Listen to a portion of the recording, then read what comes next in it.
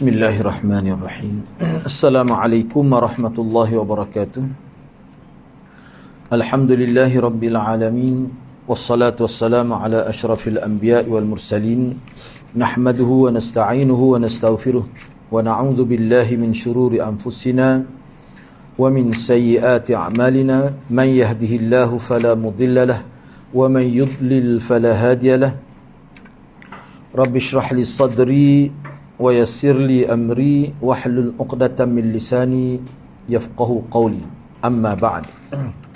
Alhamdulillah, bersyukur pada Allah Subhanahu wa taala kerana dapat bersama pada malam ini.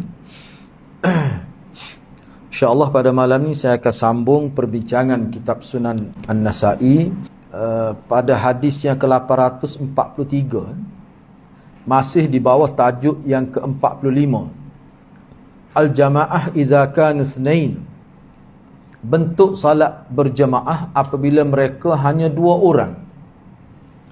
Yang adanya dua orang sahaja. Jadi bagaimana tu dikira salat itu? Dua orang. Maknanya dari segi pembentukan saf. Atau kita sebut dah dia punya maksud tajuk tu. Baik, cuba tengok hadis yang ke-843. Wabi qala akhbarana Ismail bin Mas'ud qala hadatsana Khalid bin al-Harith an Syu'bah an Abi Ishaq annahu akhbarahum an Abdullah bin Abi Basir an Abi qala Syu'bah wa qala Abu Ishaq wa qad sami'tuhu minhu wa min Abi qala sami'tu Ubay bin Ka'b yaqul shalla Rasulullah sallallahu alaihi wasallam yawman salat as-subh فقال أشهد فلان الصلاة قالوا لا قال ففلان قالوا لا قال إن هاتين الصلاتين من أثقل الصلاة على المنافقين ولو يعلمون ما فيهما لأتوهما ولو حبوا والصف الأول على مثل صف الملائكة ولو تعلمون فضيلته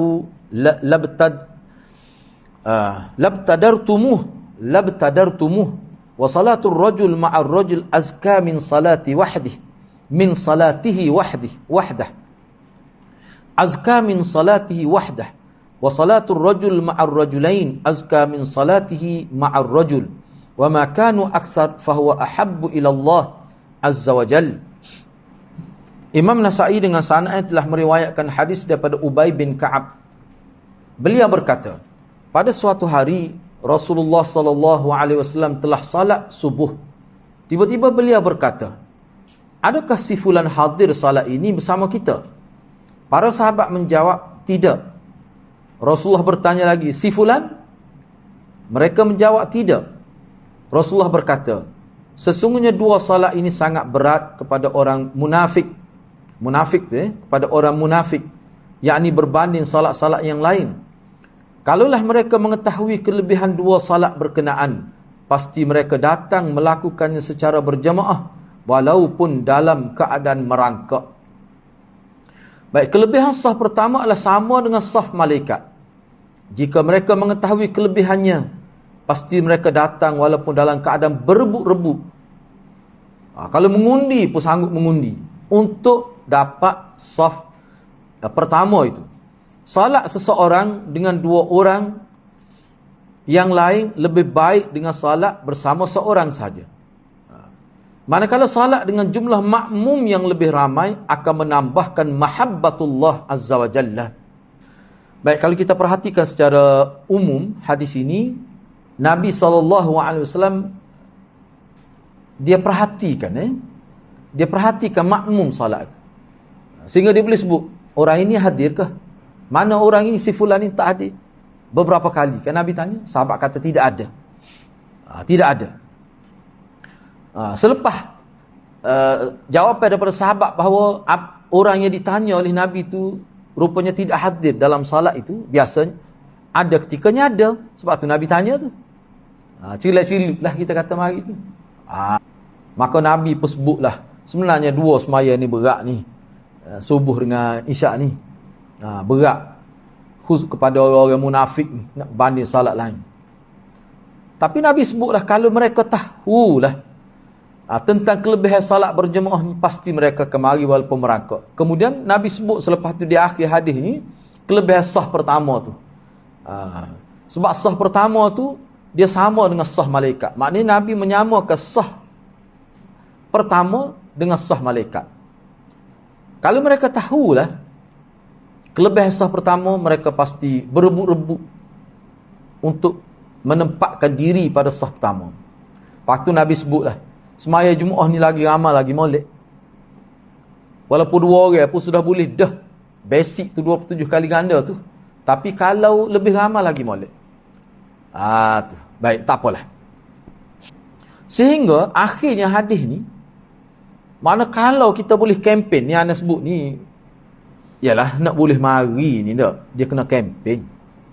Kena kempen supaya datang salat berjemaah. Mana hujung hadis ni jelas Nabi, semakin ramai ahli jemaah, maka semakin kita kata mudah untuk mendapat mahabbatullah itu. Mahabbatullah ni makna satu tahap ataupun kedudukan, darjat dan pangkat yang hanya dirasai pada hari kiamat. Di muka dunia ni kita tak boleh rasa, tak nampak. Termasuk dalam perkara yang kita tidak boleh tak nampak lah, perkara gaib. Tetapi ada konsep mahabbatullah itu. Satu kedudukan yang Allah berikan kepada seseorang. Baik, cuba tengok perbincangan dan pedoman hadis. Al-Faqih, yakni Ibn Hajar Al-Haythami rahimahullah berkata, Nabi SAW sebutkan juga isyak kerana ia juga menjadi kesusahan dan kepayahan kepada kalangan munafik. Yang jelas dalam hadis adalah subuh. Hak sebut secara terangnya semaya subuh. Tapi bapa di tengah tu sebut 2 semaya. Kalau mula-mula tu kan, perawi ni kata semaya subuh. Tidak gitu. Tapi kenapa lepas tu Nabi kata 2 semaya ni memang payah pada orang munafik. Sedangkan hak sebut terang tu subuh. Tapi Nabi kata 2. Jadi 2 tu para ulama mengatakan maksudnya hak lagi itu adalah salat isyak. Salat isyak. Tapi ada dalam hadis lain salat asar apa ada disebut? Salat asar. Tu. Mana siapa dia boleh jaga salat asar begini. Siapa dia meninggalkan salat asar begini ancamnya. Disebut begitu. Tu dia ada huraian lain lah. Kita tidak nak bicara di sini kan. Jadi kata Ibnu Hajar Al-Haythami, dia kata zahirnya subuh ya, hak sebut dengan nama dalam solat dalam hadis ni. Tapi Nabi sebut juga 2 solat ni. Sebab tu ulama kata berdasar pada riwayat lain maknanya hak lagi tu solat isyak. Jadi maknanya subuh dengan isyak ni dia menjadi kesusahan, kepayahan pada kalangan munafik. Tu. Diisyaratkan kepada subuh kerana ia akhir tidur.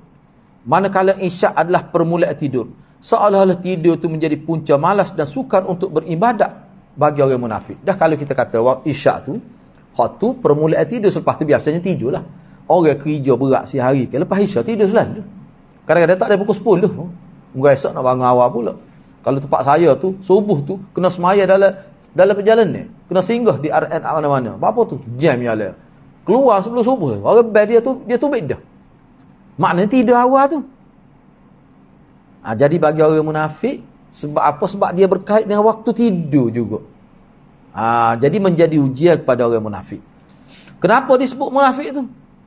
Sebabnya mereka ni hakikat sebenarnya berpura-pura saja salat lain. Itu nampak pura-pura itu. Hak ni boleh kita tahu sebenarnya hak ni. Jadi kita sendiri ni yang tidak munafik tu, memang kita terasa berat juga. Subuh ni kena bangun. Tambah-tambah kalau biasa bangun lewat sama, ingat mudah ke? Bagi orang kerja berat siang hari, kalau boleh setengah lepas ngari tidur lalu dah. Penat. Tiba-tiba kena tunggu maisa dulu. Jadi berat. Jadi kalau orang munafik, mana orang tidak terikat hati dengan Allah, dia pakai tidur lalu dah. Tapi orang yang tidak munafik, mana hati dia terikat dengan Allah, dia tahan letih setara mana pun. Takut tak bangun kalau tidur dulu. Tentu dah kalau tidur dulu tak jemaah dah. Itu maksud dia. Ibnu Khuzaimah dalam sahihnya semasa menghuraikan maksud sabda ini menyebutkan, punca yang mempengaruhi emosi menjadi malas kepada munafik kerana pada waktu itu minimal riak kurang kerana jemaah kurang. Jadi kalau dia nak menunjuk-nunjuk pun tidak glamour belah mana, orang kurang. Ibnu Khuzaimah kata begitu. Tambah-tambah kalau subuh. Ialah setengah-setengah tempat subuh pun ramai, tapi kebanyakannya pengalaman saya lah kita pergi kurang. kecuali hari Minggu. Hari Minggu tu mungkin amal lah. Tu. Ni kata Ibn Khuzaimah ni saja saya letak sini. Sebab dia nak kaitkan, sebab munafik ni kalau dia buat sesuatu, dia ada maksud lain. Nak tunjuk pada orang, nak mengambil perhatian orang, benda tu dia tak dapat untuk salat isyak dan salat subuh. Sebab orang tak berapa ramai. Itu maksud dia. Baik. Ada juga ulama yang memberikan pandangan bahawa dua waktu salat berkenaan adalah punca kepada lemah dan lembab emosi kerana ia berkait dengan waktu rehat dan tidur. Memang sukar untuk bangkit daripada rehat dan tidur yang lazat kecuali orang beriman yang tinggi kuasa takwanya. Suasana gelap yang menyelubungi dua waktu ini juga menjadi faktor sukar diviralkan aktiviti ibadat yang dilakukan. Nak nunjuk upaya kat lah, enggak bagi gelap. Learn ni tak apa, kita nak fahami kenyataan ulama di suatu zaman yang tak ada elektrik seperti kita ni. Kalau siang hari orang nampak, ni kalau kita turun daripada rumah baru tak nampak. Jadi nak nyahu tak boleh. Tak ada. Mana punca riak saluran, lorong untuk riak tu terlalu minimal.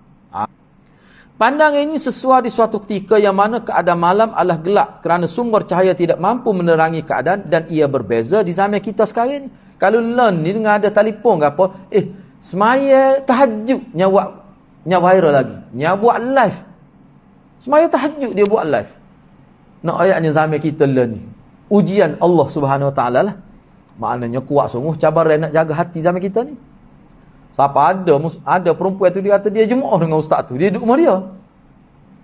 Dia buka secara live. Tak sah jemaah gitu. Mana boleh jemaah secara alamaya gitu. Tak boleh.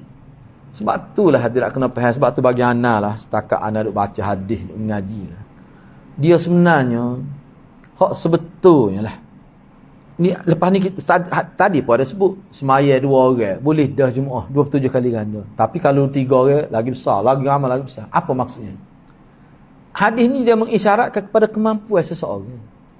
Kadang-kadang kita tak boleh pergi. Maya dengan bini. Boleh dah pahala. Di rumah bini, maya dengan anak. Asalkan ada seorang lagi lah. Boleh dah pahala 27 kali ganda. Dan Allah Maha tahu kita tak boleh pergi sebenar. Bukan dusta. Kita tak boleh pergi itu kerana sebab sebenar. Bukan sebab dusta. Bukan sebab pura-pura. Tidak. Allah Maha tahu. Tapi untuk berjemaah ni, 2 orang pun boleh tu. Jarang kita duduk sorang siapa tak ada orang lain. Tu. Sebab tu anda tengok dalam beberapa kitab sahabat-sahabat Nabi hak tak sempat hak duk kerja di padai daripada pasien. Kadang-kadang bila nak sembahyang dia panggil, lepas ni kita sembahyang dah, dia kata. Siapa dia sebut gitu. Biar 2 orang pun bawah pokok. Nak suruh jemaah tu. Sebab tu dalam hadis Nabi kata orang jemaah di kedai boleh pahala, tapi tak sebesar di masjid. Orang sembahyang jemaah di rumah tak sebesar di kedai. Sebab kedai ni orang lebih ramai sembahyang jemaah. Tapi di masjid lagi besar. Sebab tu anak kata 27 kali ganda tu basic untuk salat jemaah. Tu. Mana kalau ikhlas tetap akan dapat tu. Tapi ada lagi faktor-faktor lain yang kita akan bagi nota lah. Sebut dah secara lisan sebelum ini. Yang kedua, apa maksud sah pertama seperti sah malaikat? Apa maksud? Mengikut As-Sindi, Sindi ni salah seorang pensyarah Sunan Nasa'i. Dia kata maksudnya adalah sudut kelebihan dan ganjaran yang berganda. Itu maksud tasbih sah pertama dengan sah malaikat. Dari sudut kelebihan dan ganjaran yang berganda. Zahirnya, ganjaran dan kelebihan malaikat mengatasi ganjaran dan kelebihan yang diperoleh oleh manusia. Zahirnya begitulah. Sebab tu disamakan dengan sah dia. Maknanya sah malaikat ni lebih. Ulama kata sah malaikat di mana? Di Baitul Ma'mur. Di Baitul Ma'mur itu. Jadi zahir kenyataan ni bila disamakan sah pertama dengan sah malaikat, padahal sah malaikat ni tidak sebut sah pertama. Sah malaikat ni tidak sebut sah pertama. Orang yang berada di sah pertama, Nabi kata sama dengan sah malaikat. Sebab malaikat dari riwayat dia semaya juga. Di Baitul Ma'mur ni dalam hadis-hadis berkenaan dengan malaikat, dia ada Kaabah dia sendiri. Bahkan para ulama memahami daripada beberapa hadis, Baitul Ma'mur ni tempat ibadat seperti kita pergi ke Mekah tu lah. Siapa begitu? Baitul Ma'mur ini. Jadi maknanya daripada sini, mengikut Syekh As-Sini, zahirnya Nabi nak ayatnya sah malaikat ni lebih. Sebab malaikat ni khusyuk. Bila disamakan, ditashbihkan sah pertama dengan sah malaikat, Maknanya isyarat kepada ganjaran dan kelebihan berganda. Itu maksud as-sindi itu. Yang ketiga, hadis ini menjelaskan bahawa jumlah kehadiran salat jemaah menjadi salah satu faktor salat berjemaah menjadi berganda ganjaran dan kelebihan. Kenyataan jelas kerana Nabi SAW menyebutkan semakin ramai ahli jemaah, maka semakin tinggi nilai mahabbatullah subhanahu wa ta'ala kepada mereka. Bayar kira. Katakanlah. Ada tempat kuliah tu anda tengok paling ramai lah. Bahkan bila kita pergi semaya tu, ni kuliah subuh. Hampir penuh masjid. Tu, di Shah Alam.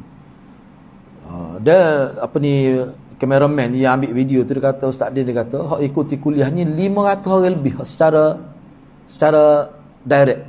Face to face lah kita kata. Di masjid. Maknanya mana-mana pun kuliah pun itulah. Maknanya dia berjaya, pihak masjid tu berjaya, kempen masyarakat sehingga dah pergi tu anda tengok, dia bukan orang-orang tua saja, bercampur-campur. Tu kelebihan tu. Tapi setengah-setengah masjid tu, misalnya anda pergi, anda tak payah sebutlah negeri mana, masjid tu besar, ada lift naik, 2 tingkat tapi ada lift. Comel lah masjid tu.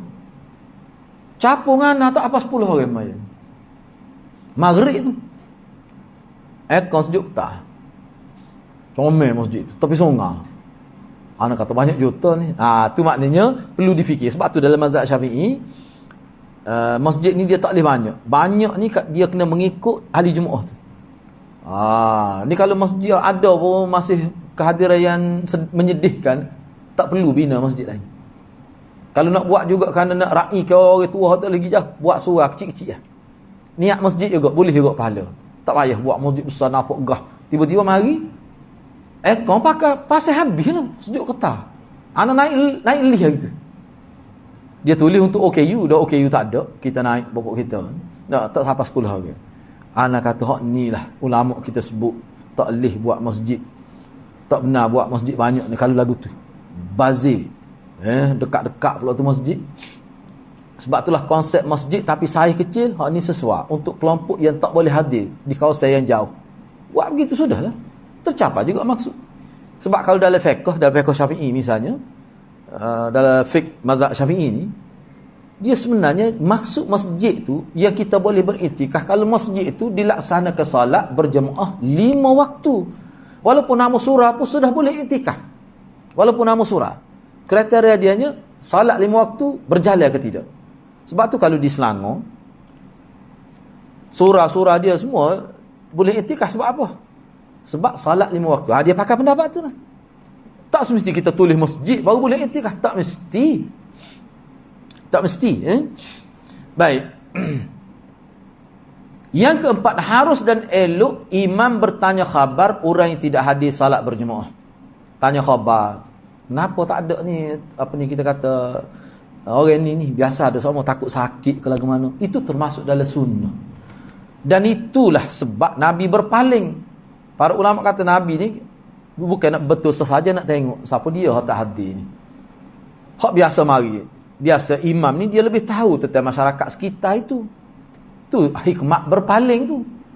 Lepas maya paling pula tengok, takut mari lewat. Asalkan ada ya. Tu kan. Itu antara hikmah dia. Sebab tu di masjid Tanah Merah anda sebut kan. Anda berhenti semaya jemaah. Masjid besar tu biarlah.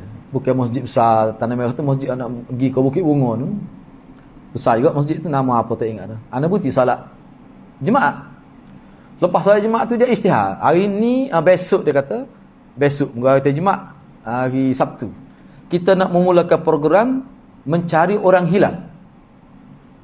Ana ingat kau hari lemah hari tak jumpa cari. Rupanya orang yang pergi masjid ni bulan Ramadan, masuk bulan Syawal dia tak pergi. Dia istilah orang hilang, dia bentuk satu tim, tak silap 5 ataupun naik kumpulan, satu kumpulan 3 orang. Dia bawa gula, dia bawa susu, sekitar 35 ya bajet untuk satu sajabir tu, nak pergi ziarah. Bapa tak mari masjid bulan Syawal, bulan Ramadan penuh. Dia panggil program mencari orang hilang. Dia istihari jemaah. Nak kata paruk masjid ni buat kerja. Tapi kita boleh pujilah usaha dia tu. Usaha dia nak supaya orang mengimarahkan masjid. Apa hati-hati lah.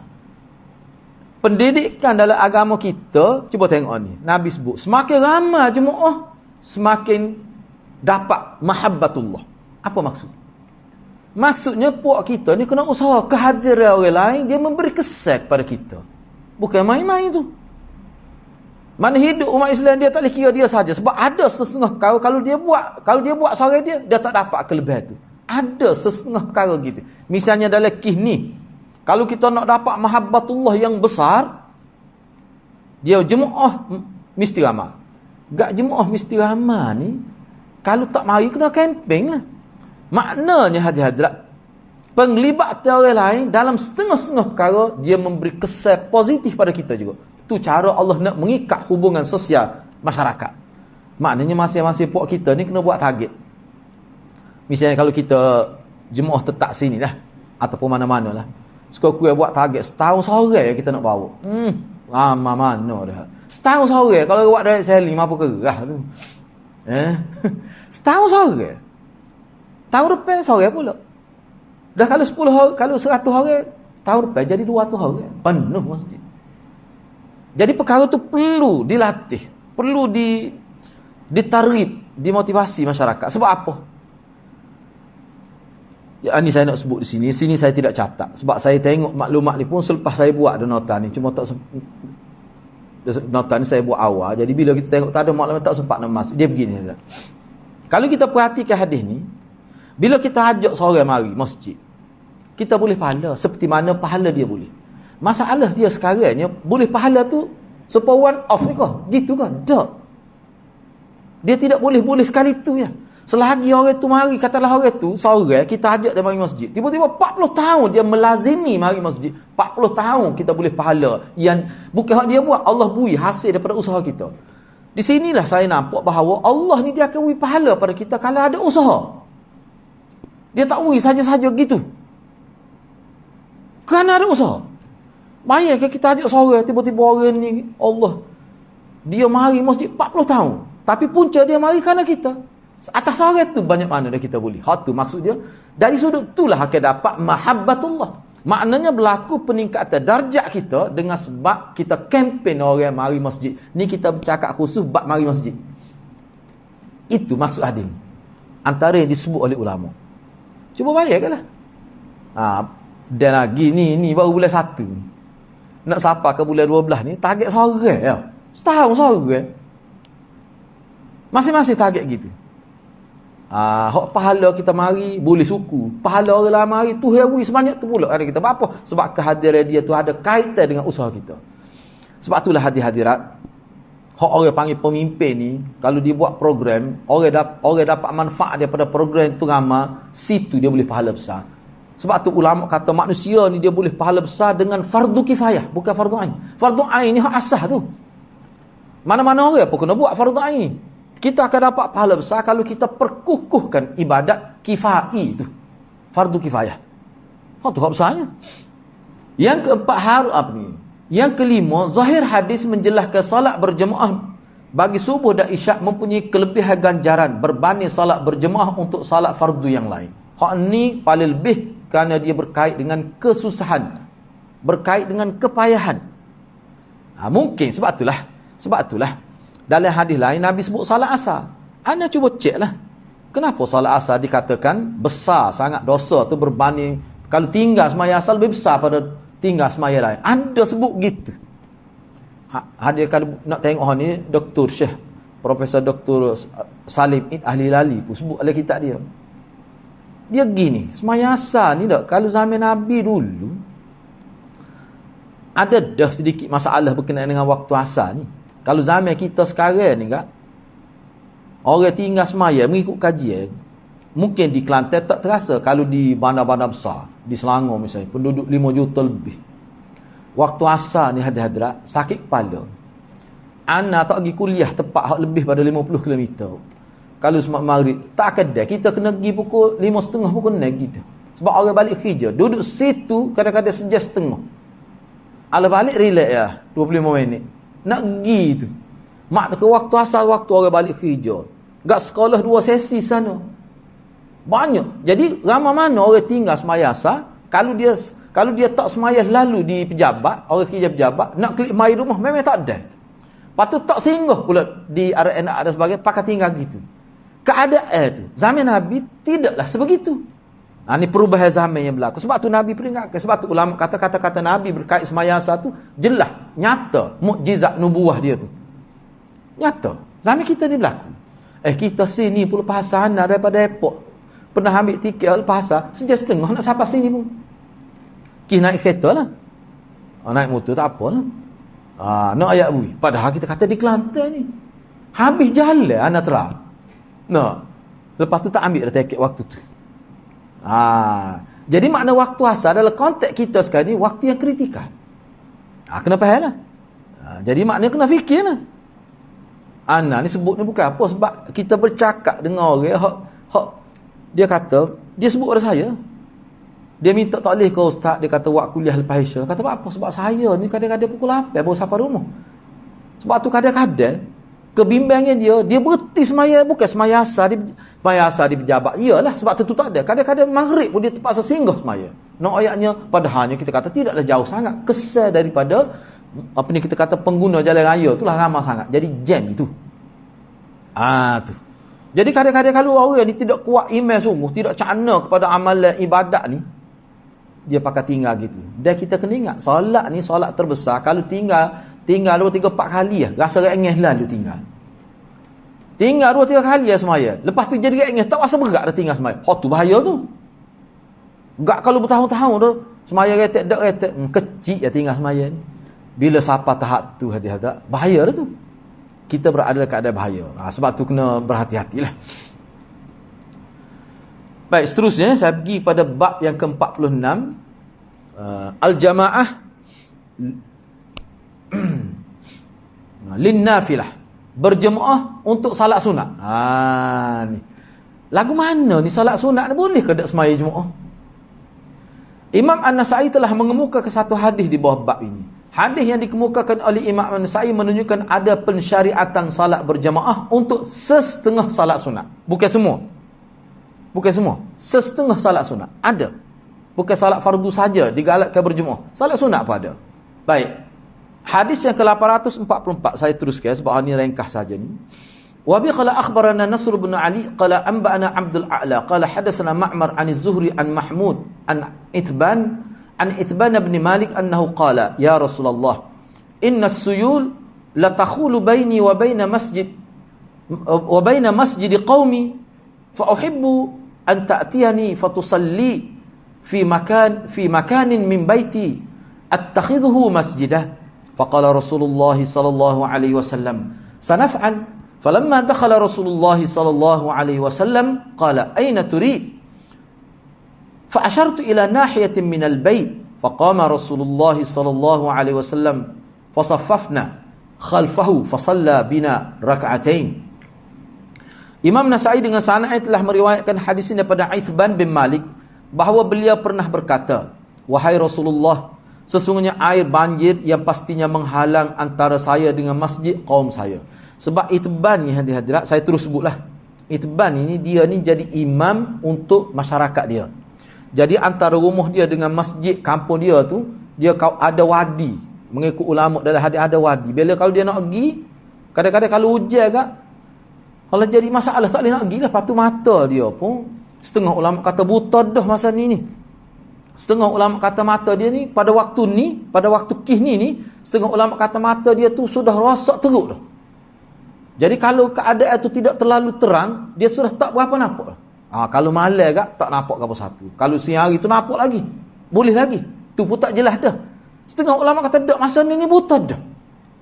Setengah ulama sebut ni Ithban ni. Jadi bila nak pergi payah. Sebab itulah dia minta kepada Nabi. Saya suka dia kata. Cuba perhati molek Sebab hadis ni menjadi asas juga kepada salat hajat itu. Salat hajat itu. Kita akan tengok sebab kita bincang dah hadis ni. Sebab tu saya tidak bincang di sini secara bertulis ni. Saya suka kata Ithban sekiranya Tuhan datang kepada saya dan salat di satu sudut rumah saya yang nantinya akan dijadikan masjid tempat kaum saya. Lepas ni kalau kalau rumah saya ni saya buat masjid, saya tak perlu pergi dah, orang akan mari. Masyarakat saya akan mari semaya rumah saya dah lah. Muka saya tu imamnya. Baik. Maka Rasulullah kata kepada dia, nantilah saya akan tunaikan. Sanaf'al. Tak apalah, lah ni tak boleh, tak ada lagi. Nantilah selepas ni aku akan perkenankanlah. Aku akan buatlah supaya mu minta tu. Seolah Nabi kata gitulah. Maka selepas itu, saya terjemah maka selepas itu berdasar pada fa tu.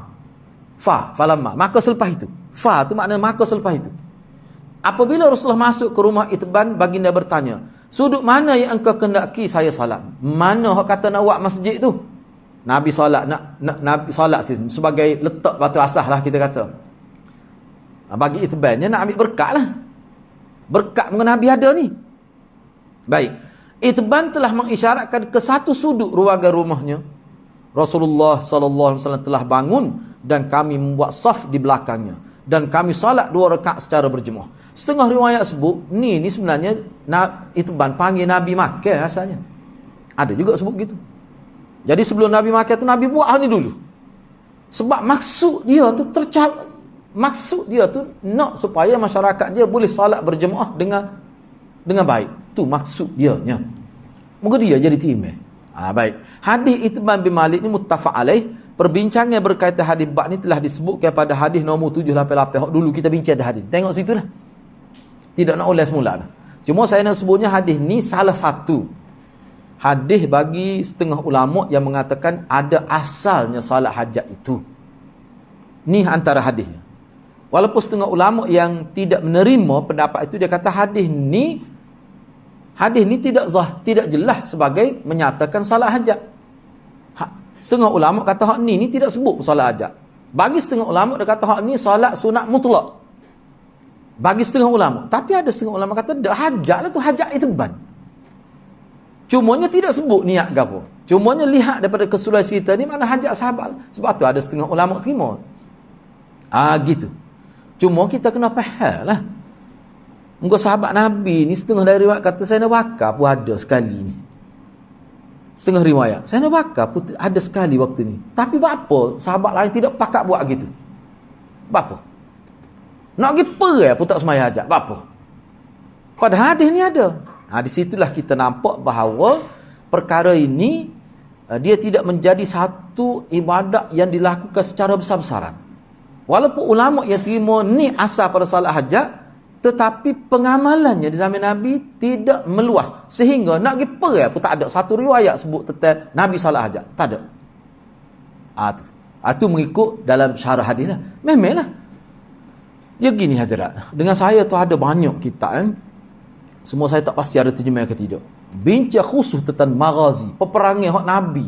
Hak Nabi hidup, Nabi perang berapa kali perang. Termasuk sahabat perang zaman Nabi, hak Nabi tak pergi perang. Dalam kitab, bukan sah kitab. Berbelah kitab. Kalau kita tengok, tak ada sah pun Nabi nak pergi perang tu, semaya hajat ramai-ramai. Nabi jadi tu imam. Hak adanya ke dia? Malam tu berzikir, solat tahajud masing-masing. Sehingga popo Syiah pun kata dalam kitab dia, sahabat Muhammad ni malam nak perang, tak tidur. Siapa dalam kitab Syiah nak baca? Nahjul Balaghah dia tu. Dia kata sahabat Muhammad bila lagi perang, lamanya sujud sehingga jadi lengah tekuk. Akhir sekali dia buat gitu, sujud atas pipi. Ila lengah, baru dia sujud semula atas dahi. Tak ada sebut semaya hajat. Jadi walaupun ulama yang terima salat hajat ada berdasar hari ini, tapi mereka tidak kata perbuatan dilakukan secara meluas. Tak ada amalan paling besar daripada jihad fi sabilillah. Nabi kata al-jihad sanamul Islam dalam hadis. Jihad ni amalan yang terbesar dalam agama sehingga digambarkan sebagai bonggol agama. Tapi Nabi tak buat. Sebab itulah setengah-setengah ulama kata hak ni dia berlaku secara peribadi gitu, tidak ditekankan. Satu, yang kedua, daripada apa yang anda baca, ulama kata kenapa hadis ni tidak dijadikan sebagai landasan besar untuk salat hajat di kalangan sahabat. Misalnya beli kuda, mai hajat, naik rumah baru, mai hajat. Tak ada buat zaman Nabi. Bapa tu? Sebab dia faham hak ni sahabat faham ke mana kita? Upaya kot. Cumanya bapa tak jadi. Itu satu persoalan yang dibincang dalam kitab syarah hadis. Sahabat Al-Timah pun dia kata tu. Sebab anda nampak begini, dalam banyak syarah yang anda baca, sahabat dia tetap memahami bahawa salat sunat ni dia lebih kepada salat secara individu. dilakukan di rumah. Hadirat solat lah beribu rakaat apa di rumah tak apa, atas nama solat sunat mutlak tak apa. Tapi jangan buat lebih-lebih sesuatu yang tidak sabit daripada Nabi.